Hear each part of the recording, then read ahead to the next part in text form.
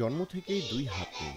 শারীরিক প্রতিবন্ধকতা হার মানাতে পারেনি কুমিল্লার ব্রাহ্মণপাড়া উপজেলার শিডলাই ৮ নং ওয়ার্ডের নোয়াপাড়া এলাকার আসাদুল ইসলামকে। শারীরিক অক্ষমতা ও পারিবারিক দারিদ্রতা আসাদুল ইসলামের পড়াশোনা আটকিয়ে রাখতে পারেনি। অদম্য ইচ্ছাশক্তি নিয়ে সে শারীরিক প্রতিবন্ধকতাকে জয় করে চালিয়ে যাচ্ছেন পড়াশোনা। আমি পড়ি ক্লাস 4। আমার নানু আছে, আমার আন্টি আছে, মামা আছে, মামানি আছে, আর আম্মা আছে।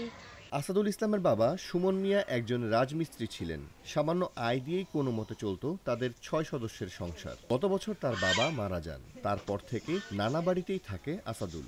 নানি কোহিনুর আক্তার অভাবের ভার নিয়েও তার ভরণ পোষণ ও পড়াশোনা করাচ্ছেন। আমি নাতিটা লালন পালন করি এবং এরপরে আবার লেখাপড়াও ভালো, এই জন্য আমি লেখাপড়া করাইতেছি।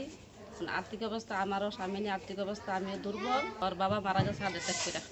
আসাদুলের স্কুল শিক্ষকরা জানান, আসাদুল প্রতিদিন নিয়ম মাফিক স্কুলে আসা যাওয়া করে। সে লেখাপড়াতেও অনেক ভালো। মাঝে মাঝে কলম খাতাপত্র দিয়েও সহায়তা করেন তারা। একই তালে সুর মিলালেন শিডলাই ইউনিয়ন পরিষদের চেয়ারম্যান সাইফুল ইসলাম আলাউল আকবর। আমি একদিন তার বাড়িতে একটা মিটিংয়ে যাই। মিটিং থেকে আসার পথে একটা ব্রাক স্কুল, ওই স্কুলে আমি পরিদর্শনে ঢুকি। পরিদর্শনের সময় যাই দেখে যে এই ছেলেটা পায়ে লিখতেছে। যখন পায়ে লিখে তার দিকে পায়ে লিখে কেন, তখন প্রশ্ন করলাম, বললো যে তার দুটো হাত নেই। তখন তাকে দেখলাম, তার সাথে বসলাম, কথা বললাম, তার পায়ের লেখাগুলো দেখলাম কীভাবে লিখে।